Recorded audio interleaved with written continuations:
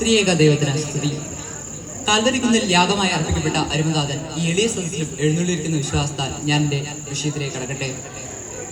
ഇന്ന് ഞാൻ നിങ്ങളോടൊപ്പം അല്പസമയം ചിന്തിക്കാൻ പോകുന്ന വിഷയം ഈ അടുത്ത് നടന്ന OVBSലെ പ്രധാന ചിന്താ വിഷയമായിരുന്ന നമുക്ക് പ്രാർത്ഥിക്കാം എന്നതിനെ ആസ്പദമാക്കി ചില ചിന്തകളാണ്.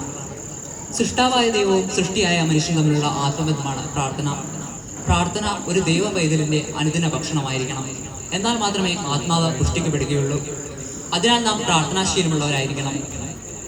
മുന്തിരിവള്ളികളുടെ തണ്ടുകളിൽ ചില്ലകൾ വസിക്കുന്നത് പോലെ ദൈവവും മനുഷ്യനും തമ്മിലുള്ള ബന്ധം പ്രാർത്ഥനയിലൂടെയാണ് ഉണ്ടാകുന്നത്. എന്നാൽ മാത്രമേ നമുക്ക് ഫലദായകനാകാൻ കഴിയുകയുള്ളൂ.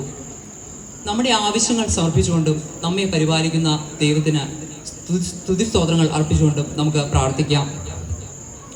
സ്വയം പ്രാർത്ഥിക്കുകയും മറ്റുള്ളവരെ പ്രാർത്ഥിപ്പാൻ പഠിപ്പിച്ചവനുമായ മശിഹാ തമ്പുരാനായിരിക്കട്ടെ നമ്മുടെ ശ്രേഷ്ഠ മാതൃക. പ്രാർത്ഥന എന്നത് നമ്മുടെ ഹൃദയത്തിൻ്റെ വിശുദ്ധിക്കും തെറ്റുകുറ്റങ്ങളുടെ പരിഹാരത്തിനുമായിരിക്കണം. വിശുദ്ധ ലൂക്കോസിന്റെ സുവിശേഷം 6-ാം അധ്യായം 12-13 വചനങ്ങളിൽ ഇങ്ങനെ പറയുന്നു. യേശു തന്റെ ശിഷ്യന്മാരെ തിരഞ്ഞെടുക്കുന്നതിന് മുമ്പായി പ്രാർത്ഥിച്ചത് നമുക്ക് കാണാം. വിശുദ്ധ ലൂക്കോസിന്റെ സുവിശേഷം 24-ാം അധ്യായം 34-ാം വാക്യത്തിൽ ഇങ്ങനെ പറയുന്നു: ഇവർ ചെയ്യുന്നത് എന്തെന്നറിയാകിയാൽ ഇവരോട് ക്ഷമിക്കണമേ എന്നും തന്നെ ഉപദ്രവിച്ചവർക്ക് വേണ്ടി പ്രാർത്ഥിച്ച് മാതൃക കാട്ടിയാണ് യേശു തമ്പുരാൻ.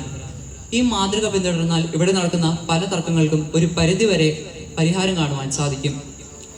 ആയുധ കച്ചവടത്തിൻ്റെയും എണ്ണ കച്ചവടത്തിൻ്റെയും പേരിൽ നടക്കുന്ന യുദ്ധങ്ങൾ അവസാനിക്കാൻ വേണ്ടി പ്രാർത്ഥിക്കാം. സ്നേഹിതർക്കും കുടുംബത്തിനും സമൂഹത്തിനും നമ്മുടെ സഭയ്ക്കും വേണ്ടി പ്രാർത്ഥിക്കാം. വ്യവഹാരരഹിത സഭയിലേക്ക് നീങ്ങുന്ന നമ്മുടെ സഭയെ ചർച്ച് ബിൽ കൊണ്ടുവന്ന് പുതിയ തർക്കങ്ങളിലേക്ക് വഴിമരുന്നിടുവാൻ ശ്രമിക്കുന്നവർക്ക് വേണ്ടിയും നമുക്ക് പ്രാർത്ഥിക്കാം. പ്രഥമ പ്രധാനമന്ത്രിയായിരുന്ന പണ്ഡിറ്റ് ജവഹർലാൽ നെഹ്റു ഒരു മതപരമായ പരിപാടികളിലും പങ്കെടുത്തിരുന്നില്ല. അത് ഇന്ത്യയുടെ മതേതരത്വം നിലനിർത്തുവാൻ വേണ്ടിയായിരുന്നു. എന്നാൽ ഇന്നത്തെ പ്രധാന സേവകൻ പൗരോഹിത്യ വേഷം അണിയുന്നതായി കാണാം. മതേതരത്വം തകരാതിരിക്കാൻ വേണ്ടി നമുക്ക് പ്രാർത്ഥിക്കാം. പ്രഥമ പ്രധാനമന്ത്രി മണിപ്പൂരിനെ ഇന്ത്യയുടെ രത്നമായാണ് കണ്ടിരുന്നത്. എന്നാൽ ഇന്നവിടെ ക്രിസ്തീയ പീഡനങ്ങളും ഗോത്ര സംഘർഷങ്ങളും നടക്കുന്നു. സ്ത്രീകൾ പീഡിപ്പിക്കപ്പെടുന്നു, കുട്ടികൾ പീഡിപ്പിക്കപ്പെടുന്നു. 230ഓളം ആളുകൾ കൊല്ലപ്പെട്ടു.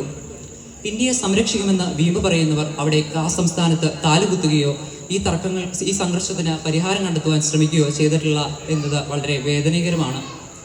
മണിപ്പൂരിൽ പീഡിപ്പിക്കപ്പെടുന്ന ജനതകൾക്കും വേണ്ടി നമുക്ക് പ്രാർത്ഥിക്കാം. പ്രാർത്ഥിക്കുമ്പോൾ നാം അലസരായി നിൽക്കരുത്. വിശുദ്ധ ലൂക്കോസിന്റെ സുവിശേഷത്തിൽ കർത്താവ് തൻ്റെ ശിഷ്യന്മാർക്ക് കർത്തൃപ്രാർത്ഥന പറഞ്ഞു കൊടുക്കുന്നു.